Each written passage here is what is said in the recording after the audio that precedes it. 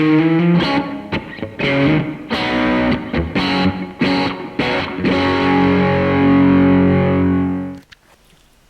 welcome to Berkshire Guitar Amplifier Repair. Stuart Smith with you. And it's a Mesa 550 Express with a burning smell inside. So let's get the chassis out and see if we can see what's got hot. Okay, chassis out. And here we are, a look inside this amplifier. You know, good build quality on Mesas usually.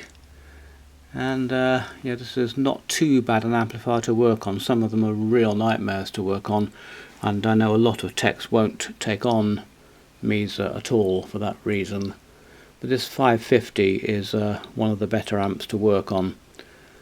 So just having a look around, and nothing is leaping out at me in terms of something having got hot and burned. Apparently there's a smell of burning and then no sound. Nothing obvious here, no burned resistors, no exploded capacitors I can see. I'll have another look, but at the moment I can't spot anything. I can smell a faint... there we go. There's the problem there, look. Just spotted it. That one there has burnt out. Actually, looking closely, it's a capacitor of some sort, a non-electrolytic capacitor. It's similar to this one up here, look, that purpley one there, tan coloured one there. It's similar to that, and there it is there. Now that's quite unusual actually for a capacitor like that to go, to burn up. Quite rare actually. Now the difficulty is going to be, can I find out what that capacitor is? It depends on whether I can get a schematic for this, and more importantly a layout, because I can't actually... I might lift one end of that and see if I can see a legend underneath it, see which capacitor it is. Okay, I've lifted one end of that, and as you can see it's C48 or C98.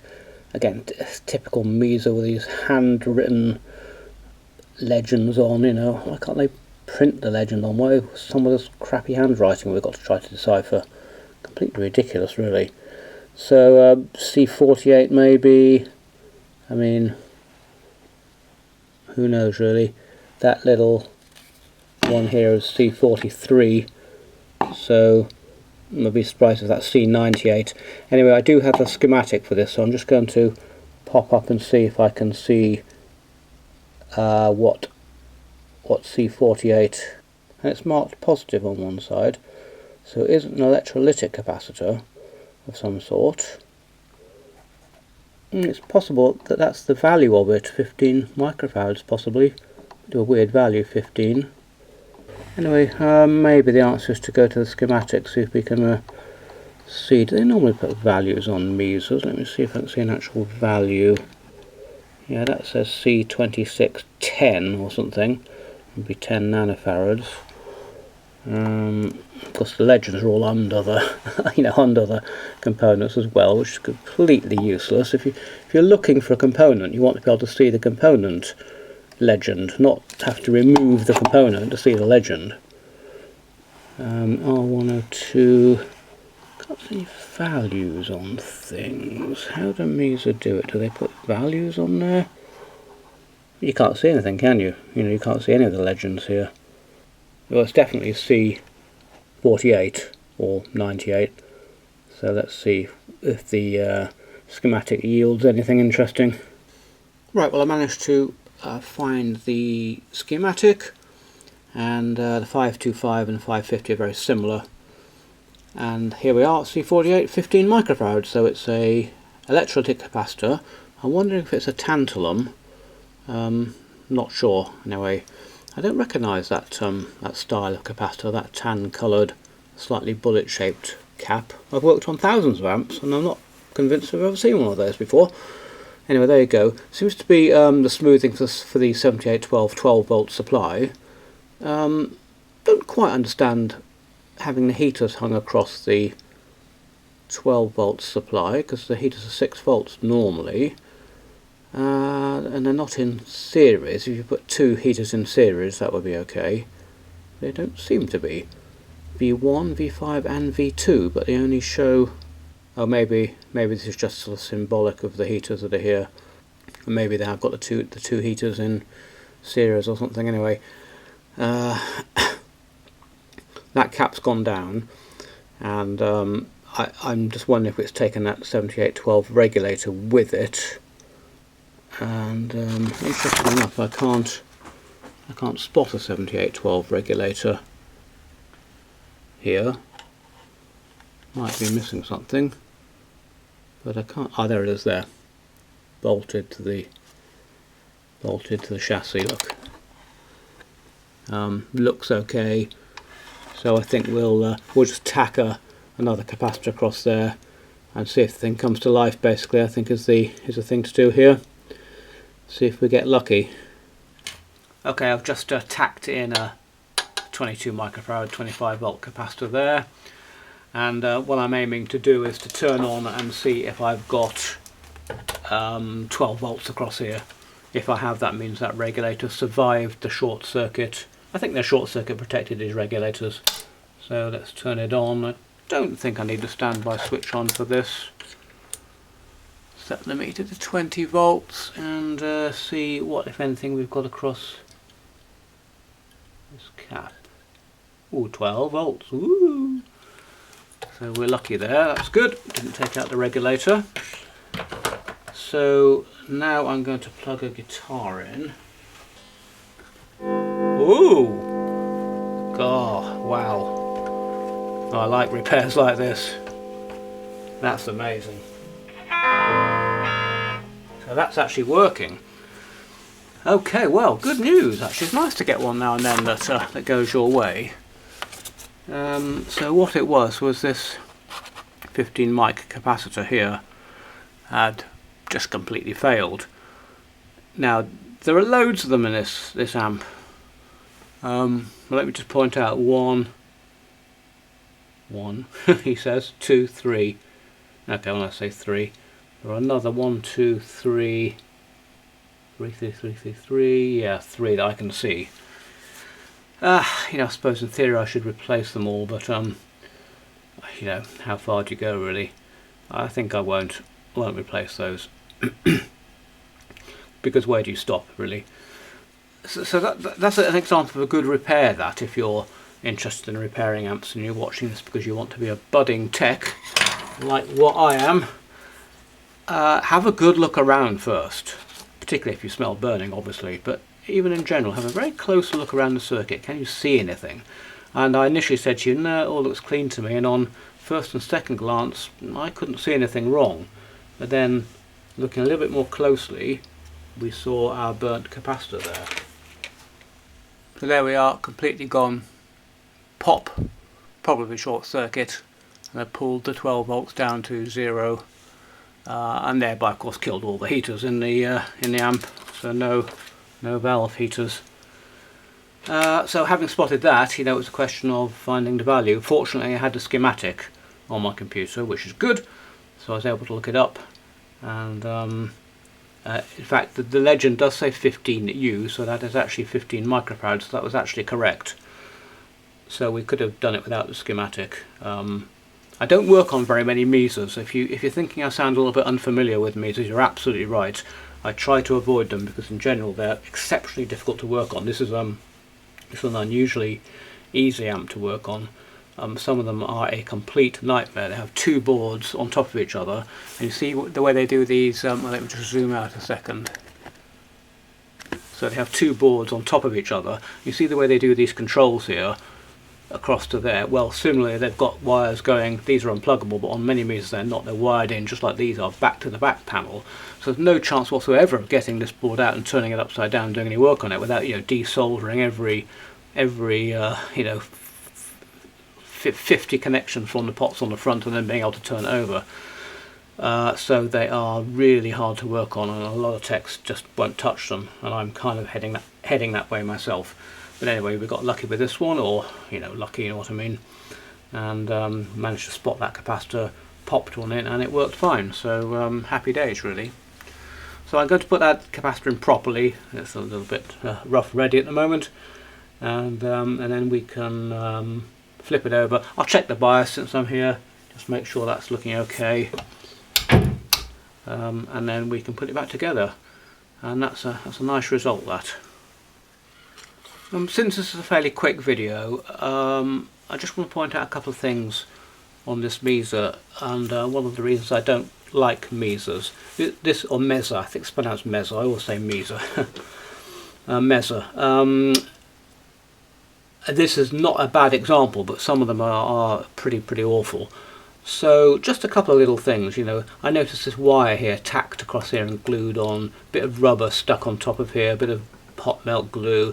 So this is some sort of mod they had to do, or they couldn't get a track from here to here or something. You know, the Mesa engineering kind of gives you the idea of carefully crafted, beautifully engineered stuff. It's very far from it. It's kind of, yeah, well, cobbled together is a bit harsh, but and then we have all these relays. Look, I mean, I think all of these are relays. 1, 2, 3, 4, 5, 6, 7, 8, 9. There's 9, unless I'm mistaken here, 9 relays on this board. What else? See this here? They've put some copper, thin copper, you know, sheet across around these 2 relays, and that's probably almost certainly a ground point, and grounded it there. This is an afterthought, you see. Again, the Mesa engineering. My guess is, and it's only a guess, that because these relays, their engineers put them smack up close to V1, which is the first valve. Every time this relay switched, dink, a big pulse of EMF went across to this valve and caused a thunk every time the relay switched.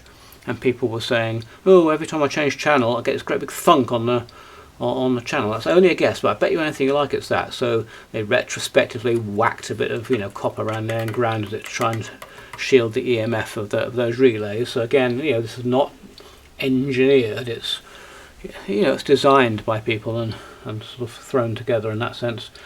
The build quality is quite good, so I'm not completely knocking it. I mean, these are good quality capacitors, and they've gone to the trouble look of hot melt gluing all of these caps. You know, even these little ones here, look, are all hot melt glued. I'll tell you why in a second. And these here, I think these are coils, so probably something to do with the EQ. And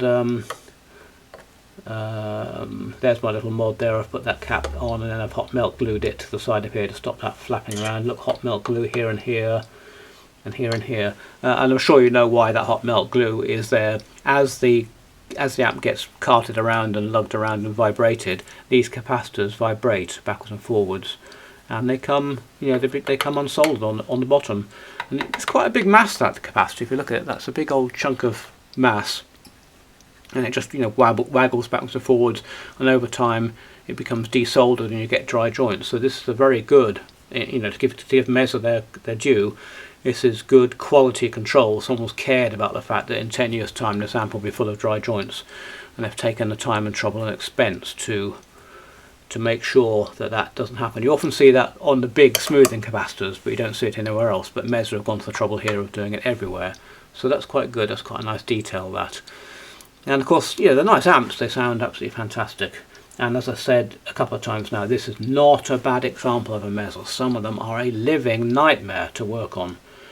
They're full of optocouplers and relays and stuff, and you can't get to anything, you can't change anything, and they're just not in any way, shape or form built for maintenance. In case you're wondering, that's the reverb transformer, sits between here and the reverb tank. Yeah, okay, well, I've finished what I'm going to do. I'm going to turn it upside down now and just check the bias, and then we're good to put it back together. Right, I've got the amp switched on, 470 volts HT, quite a high HT on this. Okay, we've got an issue. Okay, yeah, got an issue on this amp still.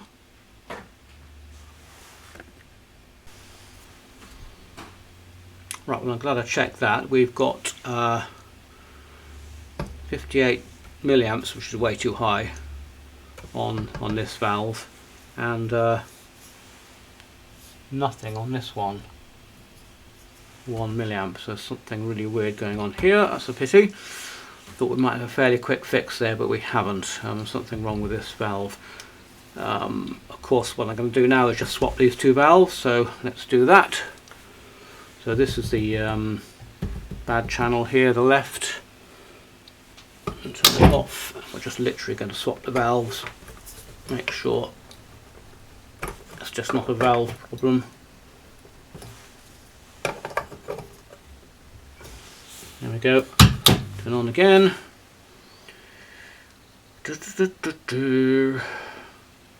And this is still the good channel, that's still the bad channel, so it's not the valve. So we're going to turn it upside down again now and see why this channel here is down.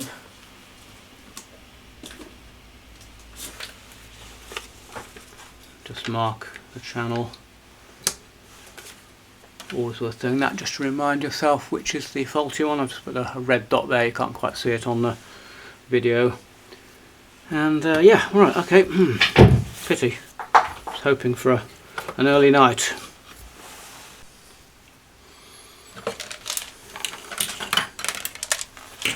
Alright, so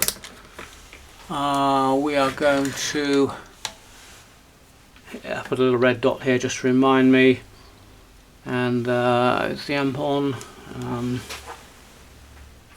No, not on. Let's put it on.